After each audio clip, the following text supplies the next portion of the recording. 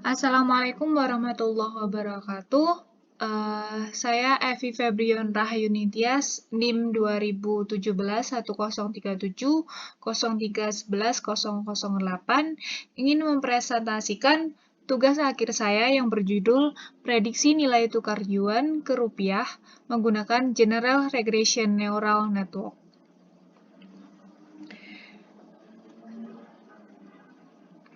Yang pertama adalah pendahuluan. Latar belakangnya didominasi oleh dua hal, yaitu kurs adalah hal yang krusial bagi suatu negara.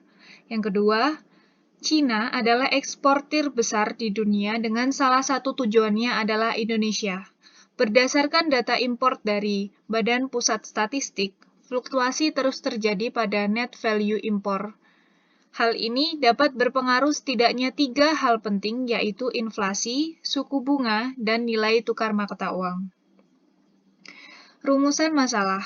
Terdapat 2 hal dalam rumusan masalah, yaitu yang pertama, bagaimana tahap pre-processing data yang dapat digunakan pada metode General Regression Neural Network. Yang kedua, bagaimana hasil dari prediksi pada General Regression Neural Network. Selanjutnya, tujuan penelitian. Tujuannya adalah memprediksi kurs mingguan Yuan kode CNH dengan rupiah menggunakan General Regression Neural Network. Selanjutnya, dilakukan pengujian dengan menggunakan metode pengujian yang tepat.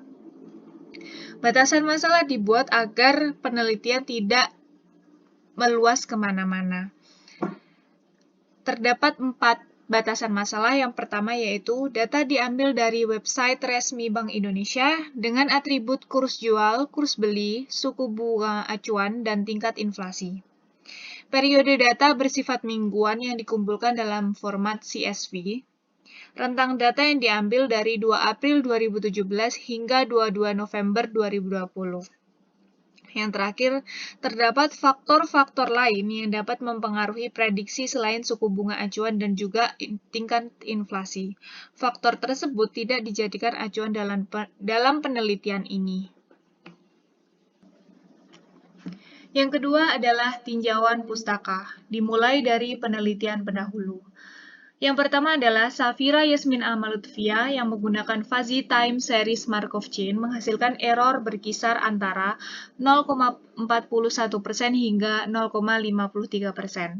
Yang kedua, Ciptia Rahma Almira menggunakan Adaptive Neuro Fuzzy Inference System menghasilkan RMSI harian sebesar 10,76 dan juga bulanan sebesar 47,51. Yang ketiga adalah Nova Kusumawati dengan regresi linear menghasilkan akurasi sebesar 75%. Yang terakhir yaitu Evi Dwi Sri Mulyani et al. Menggunakan trend moment menghasilkan API dengan tingkat kesalahan rata-rata adalah 1,45%. Selanjutnya adalah metode penelitian. Tahapan penelitian dimulai dari pengumpulan dataset, pre-processing, pemodelan menggunakan General Regression Neural Network, dan juga terakhir pengujian. Dataset berupa dataset historis yang berjumlah 44 record data inflasi, 45 record dataset suku bunga, dan 878 record dataset kurs yuan terhadap rupiah. Pre-processing melalui tahap data cleansing, data integration, splitting dataset menggunakan library train test split, dan juga normalisasi menggunakan min-max scalar. Pada pemodelan, menggunakan implementasi dengan metode dataset yang digunakan berdasarkan dengan struktur umum General Regression Neural Network dilanjutkan dengan training model. Terakhir adalah pengujian. Pengujian dilakukan untuk mengukur kinerja keseluruhan model menggunakan mean square error, root mean square error, dan juga mean absolute error. Berikut adalah struktur GRNN yang digunakan pada penelitian. Digunakan suku bunga acuan sebagai X1 sebagai inputan pada struktur GRNN, inflasi sebagai X2, kurs beli sebagai X3, yang nantinya diproses pada neuron-neuron hingga menjadikan neuron input yaitu selling rate atau kurs beli. Selanjutnya adalah hasil dan pembahasan. Pada hasil pembahasan pertama yaitu tentang kebutuhan sistem. Dari plotting dataset antara kurs jual dan juga suku bunga acuan dapat disimpulkan bahwa kurs jual yuan melonjak sangat tinggi pada saat suku bunga berada di angka 4,5% dan kurs jual terendah berada pada range 4,75%. Selanjutnya, untuk suku bunga tertinggi pada titik 6% dengan kurs jual berada pada 2.000 hingga 2.150 rupiah. Sedangkan suku bunga terendah berada di bawah 4% dengan kurs jual pada 2.150 hingga 2.200 rupiah. Namun, suku bunga ini hanya terjadi pada satu kali selama periode data diambil. Yang kedua adalah plotting dataset antara kurs jual dan juga inflasi. Tingkat inflasi berada di bawah 4,5%, namun inflasi sering terjadi pada tingkat 3% hingga 3,5% dengan kurs jual 2.000 hingga 2.250. Tingkat inflasi tertinggi adalah tempat di mana kurs jual berada pada titik rendahnya, sedangkan tingkat inflasi terendah berada di kurang dari 1,5%. Yang terakhir adalah plotting dataset antara kurs jual dan kurs beli. Pola dari kurs jual dan kurs beli yuan membentuk garis penghubung yang disebut garis grafik linear. Garis tersebut menggambarkan bahwa kedua variabel memiliki hubungan yang positif, sehingga dapat disimpulkan bahwa jika nilai kurs jual mengalami kenaikan, maka kurs beli juga mengalami kenaikan yang sama pula. Tidak dapat dipungkiri bahwa terdapat data dengan hanya beberapa titik yang berada di luar garis grafik linear hasil dari hubungan antara titik-titik pada scatter plot. Yang kedua adalah tahap preprocessing. Tahap preprocessing terbagi menjadi data cleansing, data integration, dan dropping column, splitting dataset, dan juga normalisasi. Data yang memiliki noise seperti baris yang kosong dilakukan pengisian data menggunakan konsep statistik mean. Data integration dilakukan untuk menyatukan agar data dapat diolah menjadi data frame agar memudahkan dalam pemodelan. Periode yang digunakan pada setiap atribut disejajarkan sehingga hanya terdapat satu periode, yaitu mingguan. Dropping column dilakukan untuk kolom-kolom yang tidak digunakan pada saat pemodelan. Splitting dataset menggunakan ukuran test size 0,2 atau 20% dari jumlah keseluruhan data. Normalisasi dilakukan menggunakan min-max scalar. Berikut adalah gambar dataset setelah melalui tahap data cleansing dan data integration. Pada di sini adalah periode secara mingguan dengan minggu ke-1, 2, hingga seterusnya, dengan dataset yang telah disejajarkan menjadi satu. Dilakukan dropping dengan source code sekian dan juga preprocessing yang menggunakan sekian. Digunakan min-max scalar dan juga test size 0,2 dalam proses preprocessing. Selanjutnya adalah proses pemodelan menggunakan General Regression Neural Network.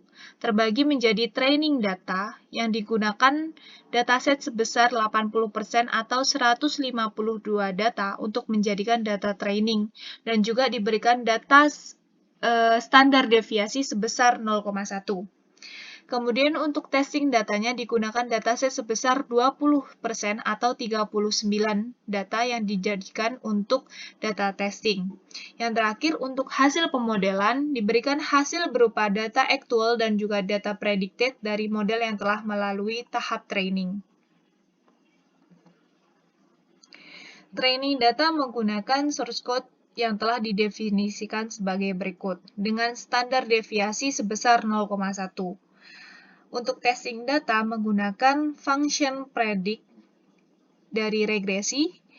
Pada hasil pemodelan menggunakan General Regression Neural Network, dilakukan dua alur, yaitu untuk menemukan sampel atau menampilkan sampel yang telah dilakukan pemodelan dan juga dilakukan prediksi, dan juga menampilkan bagaimana pergerakan prediksi dari model yang telah ada, yaitu menggunakan line plot.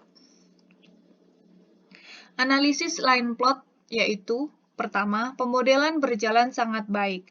Hasil dari data aktual dan data predicted tergolong sangat jauh jika ditinjau dari sisi kurs. Namun, model mampu mengikuti arah tren pada titik data aktual.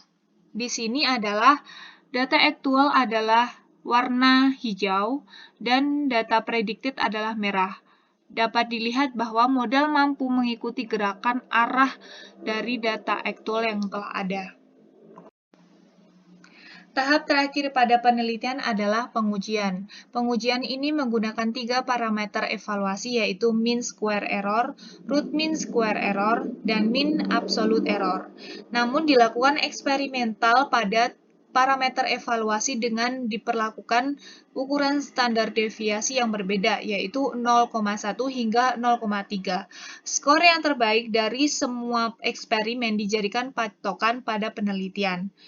Pada hasil dari eksperimen dapat dilihat bahwa standar deviasi sebesar 0,1 memiliki hasil pengujian yang sangat baik dibandingkan 0,2 dan 0,3, sehingga 0,1 pada standar deviasi ini digunakan sebagai patokan pada penelitian. Terakhir adalah kesimpulan. Kesimpulannya terbagi menjadi 3, yaitu pertama, dataset yang digunakan berasal dari website Bank Indonesia dengan total 191 dataset yang telah melalui tahap preprocessing dan siap digunakan untuk pemodelan.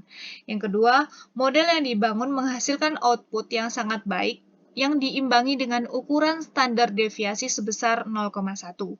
Hasil pengujian yang merupakan hasil penguji terbaik pada eksperimen yang telah dilakukan, yaitu 243 pada MSI, 15,61 pada RMSI, 13,29 pada MEI, dan skor ini cukup optimal karena mendekati 0 dibanding dengan ukuran standar deviasi yang lain. Sekian presentasi tugas akhir dari saya. Mohon maaf apabila ada kata-kata yang kurang berkenan. Wassalamualaikum warahmatullahi wabarakatuh.